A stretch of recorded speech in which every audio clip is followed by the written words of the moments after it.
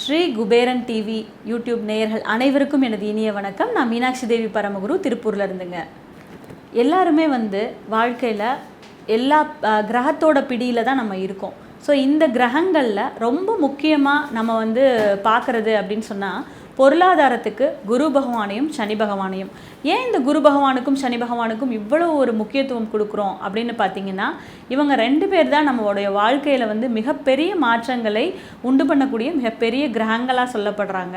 So இந்த குரு பகவானுடைய பயிற்சி அப்படின்னு சொல்லும்போது வருஷம் ஒரு தடவை, ஒரு வருடத்திற்கு ஒரு முறை பயிற்சி ஆகிறாரு. ஸோ குரு பகவானுடைய பயிற்சி நம்ம எல்லாருமே பார்ப்போம். இந்த சனி பகவானுடைய பயிற்சி மிக முக்கியமானதாகவும் 2.5 வருடங்களுக்கு ஒரு முறை பயிற்சி ஆகக்கூடிய கிரகமாக சனி இருக்கிறார். இவருடைய 7.5 சனி காலமாகட்டும், ஜென்ம சனி காலமாகட்டும், அஷ்டம சனி, இன்னும் நிறைய அர்த்தாஷ்டம சனி, பாத சனி, கண்டக சனி, இப்படி எல்லாமே சொல்லிட்டு இருக்கிறோம். அப்போ இவருடைய பயிற்சியை ரொம்ப முக்கியமாக எல்லாருமே எதிர்பார்க்கறதுக்கு காரணம் அப்படின்னா, சனி கொடுப்பின் எவர் தடுப்பார் அப்படின்னு சொல்லுவாங்க. அப்போ அவர் கொடுக்கணும்னு முடிவு பண்ணிட்டாருன்னா அது ரொம்ப லாங் லாஸ்டிங்காக, ஒரு சொத்து அப்படின்னாலுமே மற்ற கிரகங்கள் தரத்துக்கும் சனி தரத்துக்கும் அவ்வளோ ஒரு இது இருக்குங்க. நீங்கள் ரொம்ப பழமையான பில்டிங், எங்கள் வீடு இந்த ஏரியாலே ரொம்ப பழமையான கால வருடங்கள் நிலைத்து நிற்கக்கூடிய அப்படின்னு சொல்லக்கூடிய அமைப்பெல்லாம் யாருக்கு இருக்குன்னு பார்த்தீங்கன்னா, இந்த சனி பகவான் சொத்து தரவங்களுக்காகத்தான் இருக்கும். அப்படிப்பட்ட சனி பகவானுடைய பெயர்ச்சி 2.5 வருடங்களுக்கு ஒரு முறை இருக்கும்.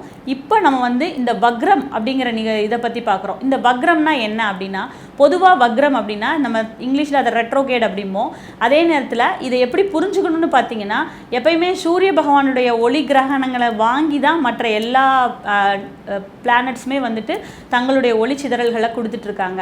அப்போ இந்த சூரிய பகவானுடைய ஒளி எப்பெல்லாம் இவங்களுக்கு மறைக்கப்படுதோ அந்த நேரம் தான் வக்ரம் அப்படின்னு நம்ம சொல்கிறோம். அப்போ சனி சூரியனை விட்டு கொஞ்சம் தூரம் விலகி போயிட்டுருக்காரு. அதனால அவருக்கு சூரிய பகவானுடைய ஒளி கிடைக்கல. அதனால இந்த சனி பகவான் வக்ரம் அடைகிறார். இதுதான் இந்த வக்ரத்தோட மெயின் கான்செப்டுங்க.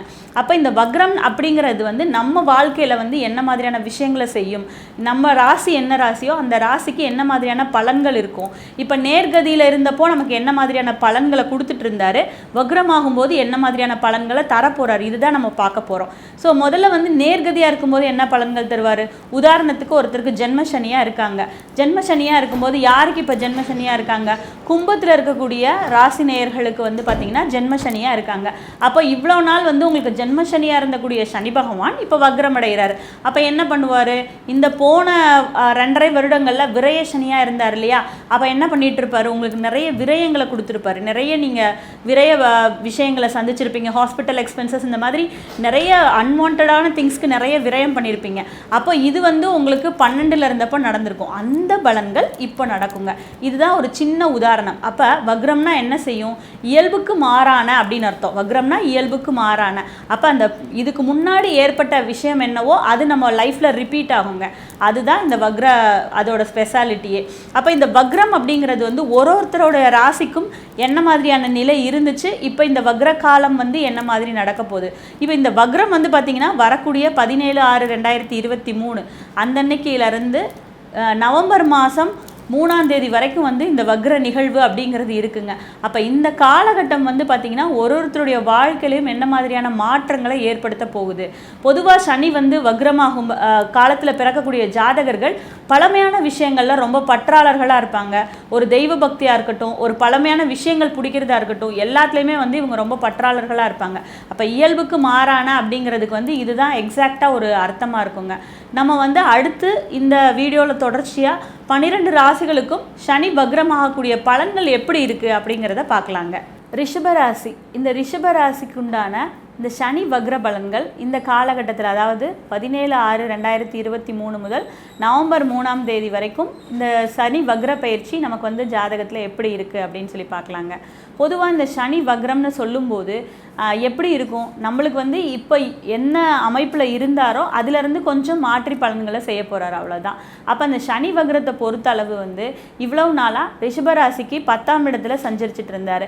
10ஆம் இடத்துல பொதுவாக சனி பகவான் சந்தரிக்கும் போது உங்களுக்கு இந்த தொழில் விஷயங்களில் அது நல்லா இருந்தால் கூட அதில் ஒரு ஆர்வமின்மை இந்த காலத்தில் ஏற்பட்டு போகும். அது நல்லா போயிட்டு இருந்தால் கூட ஒரு ஆர்வமின்மை, அதில் ஒரு குழப்பம், ஒரு தைரியமின்மை, இதெல்லாம் நீங்கள் சந்திப்பீங்க.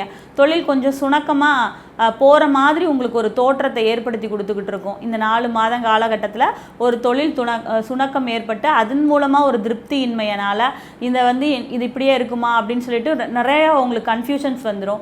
அதே மாதிரி தூரதேச பிரயாணத்தை வந்து ரொம்ப ப்ரிஃபர் பண்ணுவீங்க. வெளியூர் வெளிநாடு இந்த மாதிரி தூரதேச பிரயாணத்தை வந்து ப்ரிஃபர் பண்ணுவீங்க. ஒரு கெட்ட பெயர் அவமானம் இந்த மாதிரி விஷயங்களை வந்து ஏதோ ஒரு விஷயத்துக்காக வந்து சந்திச்சுக்கிட்டு இருப்பீங்க. ஸோ இந்த காலகட்டத்தை பொறுத்தளவு வந்து ஒரு தொழில் விஷயம் அப்படிங்கிறதுல ரொம்ப ஆர்வம் காட்டணும்.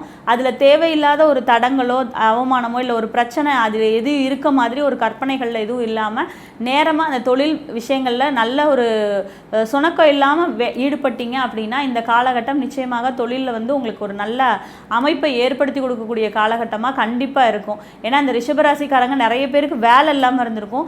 அந்த மாதிரி இல்லாமல் இருக்கவங்க அப்படின்னா இந்த காலகட்டத்தில் உங்களுக்கு கண்டிப்பாக சீக்கிரமாக ஒரு வேலை கிடைக்கிறதுக்கு உண்டான அமைப்பையும் இருக்கும். ஆனால் என்னென்னா அந்த சனி வக்ரமாக இருக்கனால இந்த கிடைச்ச வேலையில் ஒரு திருப்தி இல்லாமல் அதில் ஒரு டென்ஷன் ஆகிறது, அது வந்து எதையாவது ஒன்று தவறாக புரிஞ்சுக்கிட்டு அதை வெளிப்படுத்த தயங்குறது, இந்த மாதிரியான விஷயங்கள் வந்து நீங்கள் ஃபேஸ் பண்ணுவீங்க.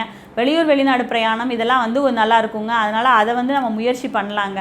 ஸோ இந்த காலகட்டம் வந்து ஒரு இயல்புக்கு மெயினாக நீங்கள் ஃபோக்கஸ் பண்ண வேண்டியது தொழில் விஷயங்களில் திருப்தி இல்லாமல் இருக்கக்கூடாது. இந்த விஷயத்தை நீங்கள் ஃபாலோ பண்ணிங்கனாலே இந்த சனி வக்ரம் வந்து உங்களுக்கு பாசிட்டிவாக கண்டிப்பாக மாறக்கூடிய அமைப்பில் இருக்குங்க.